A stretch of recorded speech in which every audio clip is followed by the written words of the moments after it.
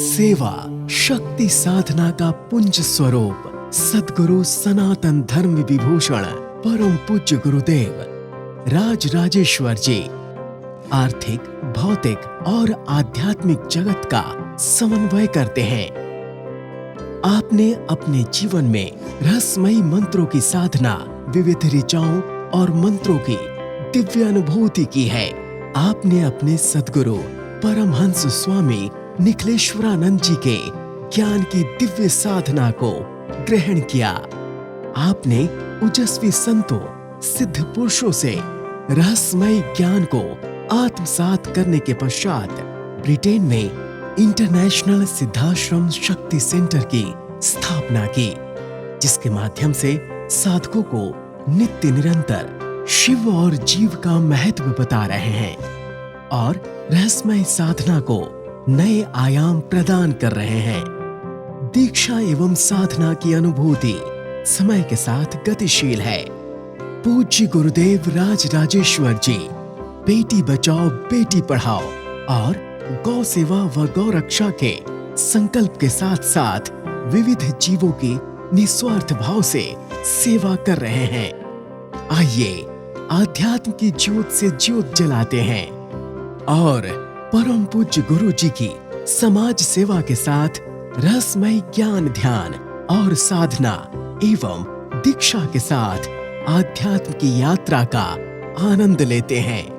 हम आपसे किस रूप में सहयोगी बने, संपर्क करें।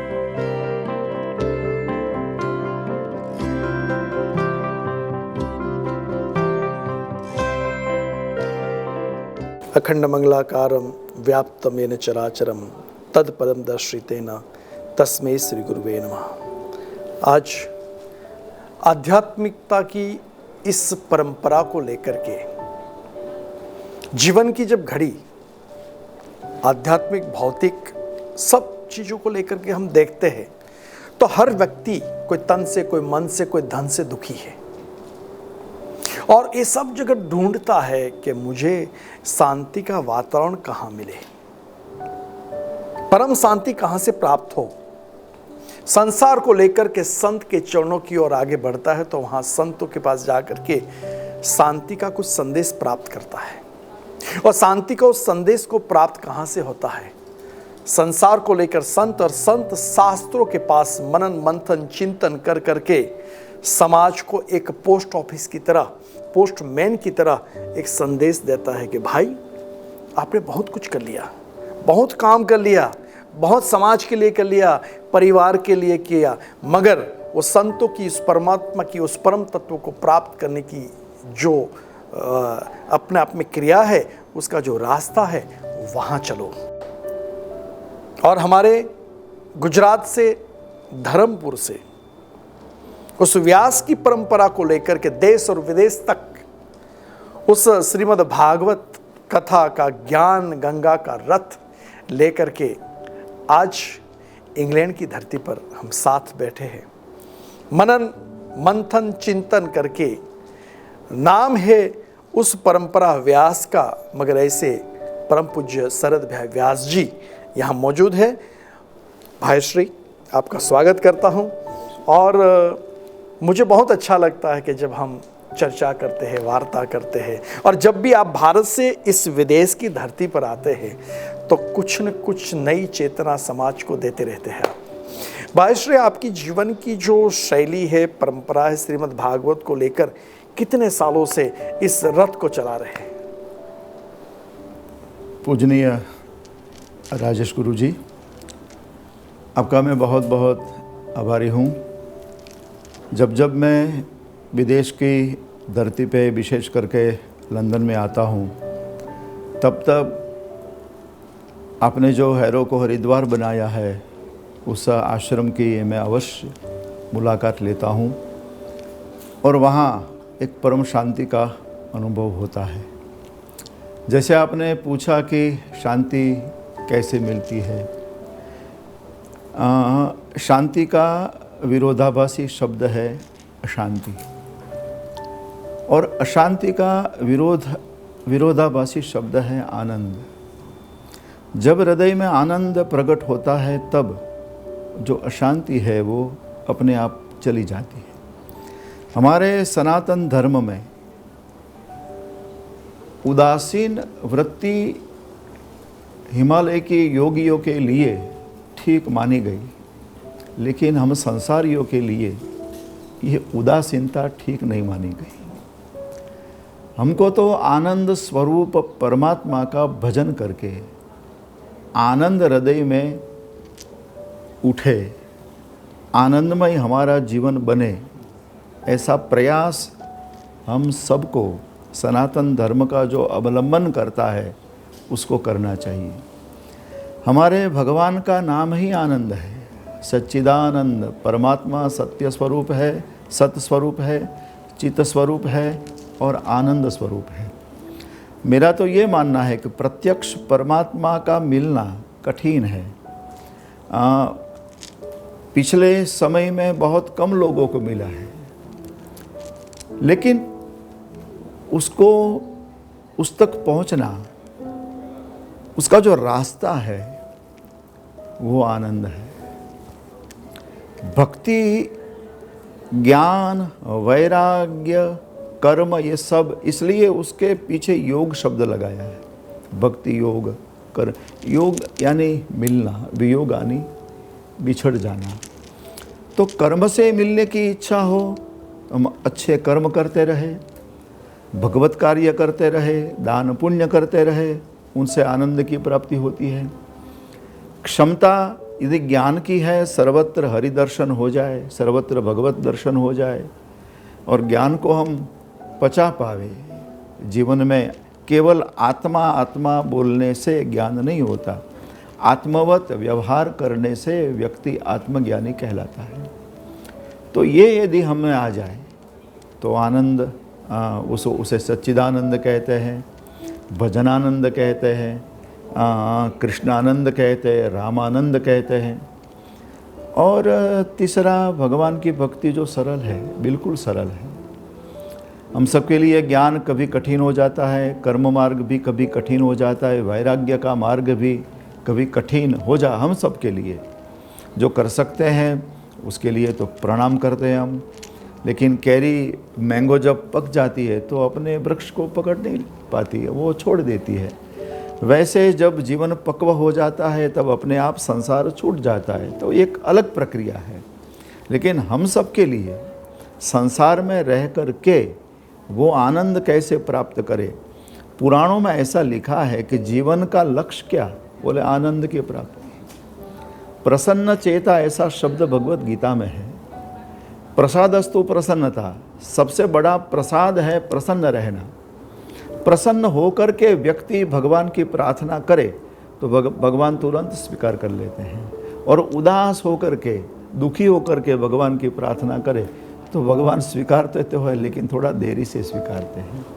तो जीवन का लक्ष्य है आनंद।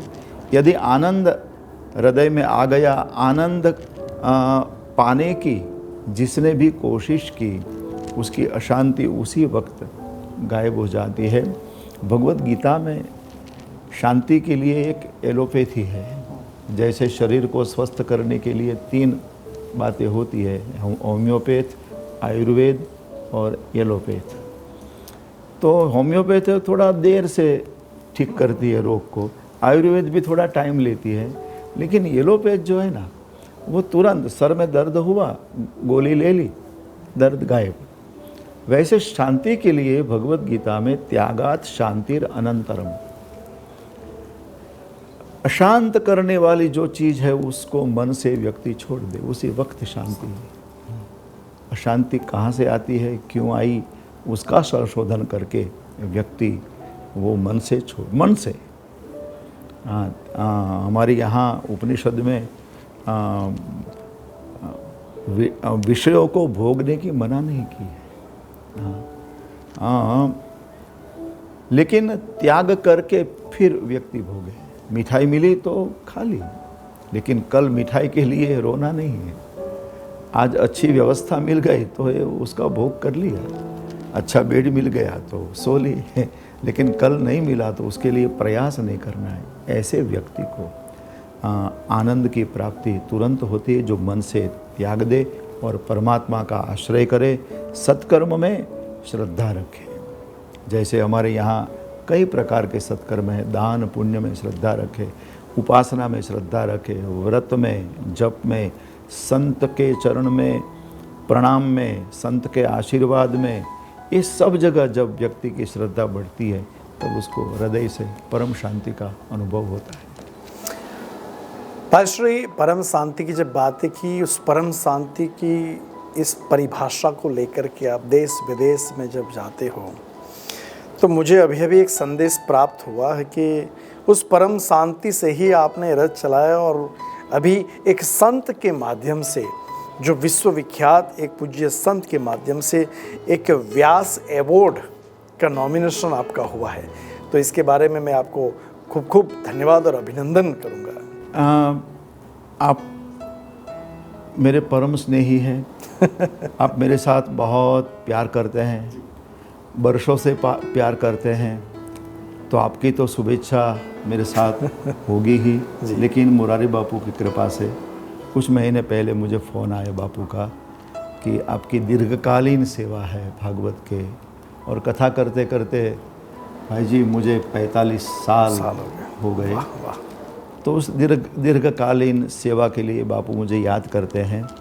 अवार्ड तो ठीक है, हाँ, लेकिन बापू के आशीर्वाद में मुझे बहुत चलता है।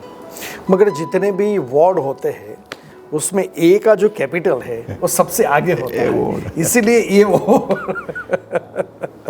नहीं। भाईश्री देखो, इंग्लैंड के अंदर अभी हम पिछले 2 साल से, पूरे विश्व के अंदर पिछले 2 साल से कोविड से लोग एक अशांत हो गए थे, और अशांत की उस शांति की प्राप्त करने के आज लोगों के अंदर एक ऐसा है कि भाई हम धर्म आध्यात्मिक, चाहे वो भाई के माध्यम से ठीक है कि चाहे वो किसी के माध्यम से, मगर एक धर्म की जो चेतना है वो मेरे ख्याल से और तेजी से हो रही है। अभी आपका क्या अनुभव रहा? आप अमेरिका बिल्कुल मैं अमेरिका अभी 22 दिन का प्रवास मैंने पूरा किया, कई जगह मैंने प्रवचन किया जी। कोविड के बाद की जो स्थिति थी वो शारीरिक, आर्थिक और मानसिक तीनों प्रकार से व्यक्ति बहुत परेशान थे। कई लोग विचार के डीप में चले गए, अपने छोटी चिंता को बड़ी एनलार्ज कर ली। इसलिए मैं कभी कभी कहता हूँ कि विचार के डीप में जाना उसे डिप्रेशन कहते हैं। जी। तो कई लोग की स्थिति ये थॉट्स नेगेटिव हो गए, परेशान होने लगे। तो उसके लिए केवल भगवद आश्रय और अपने धर्म के प्रति श्रद्धा, अपने इष्ट के प्रति श्रद्धा, महापुरुषों के प्रति श्रद्धा, शास्त्रों के प्रति श्रद्धा, यही चीज़ हमको मानसिकता से स्वस्थ कर सकती है। उनके सिवा गोलियां तो है ही, दवाई तो है ही कि भी डिप्रेशन से बाहर व्यक्ति हो जाता है, लेकिन ये जो है उनसे उत्साह बढ़ता है। तो ये बहुत ज़रूरी है। अभी अमेरिका में गया तो बहुत शिकायतें मिली, ये सब ब्रिटेन में भी कुछ दिन से मैं प्रवास कर रहा हूँ तो यहाँ पर भी शिकायतें हैं। ये सब आर्थिक रीत से भी लोग ये हो गए, मानसिक रीत से, शारीरिक, जो जिसका स्वर्गवास हो गया उसकी पूर्ति तो हम नहीं कर सकते जी, लेकिन ये शारीरिक क्षमता जो थोड़ी कम हो गई उसकी पुष्टि ज़रूर कर सकते हैं, और मानसिक पीड़ा की पुष्टि ज़रूर कर सकते हैं। हम भगवान से प्रार्थना भी करें कि सबकी मानसिक पीड़ा दूर हो। बहुत अच्छी बात है भाईश्री कि इस कोविड के अंदर जो अशांत वातावरण को शांत के रूप में परिवर्तित करने का जो प्रयास है हमारे श्रीमद् भागवत सत्संग के, और यहाँ ईस्ट लंदन में ब्रह्म समाज के माध्यम से जो एक कथा भी हो रही है, मेरे ख्याल से इसके माध्यम से लोगों को चाहे कोई विटामिन मिले या नहीं मिले, मगर सत्संग रूपी विटामिन मिलेगा, जरूर मिलेगा। और उस सत्संग रूपी विटामिन के माध्यम से ही जीवन में आगे बढ़ेंगे, शांति का वातावरण प्राप्त होगा और जीवन धन्य बनाएंगे। बहुत और आप जो बार बार इस विदेश में आते हो तो समाज के लिए एक संदेश प्राप्त समाज को मिले, तो मैं आपको भी धन्यवाद करूंगा। और मैं ये भी शुभकामना करता हूं कि जो ए नंबर का जो वार्ड जो मिलने जा रहा है पूज्य श्री मुरारी बापू के वरद हस्त से, तो उसकी भी शुभकामना। और बारंबार हम मिलते रहेंगे और सत्संग करते रहेंगे। जरूर। प्रणाम। जय श्री कृष्ण। प्रणाम आप सबको। जय श्री कृष्ण।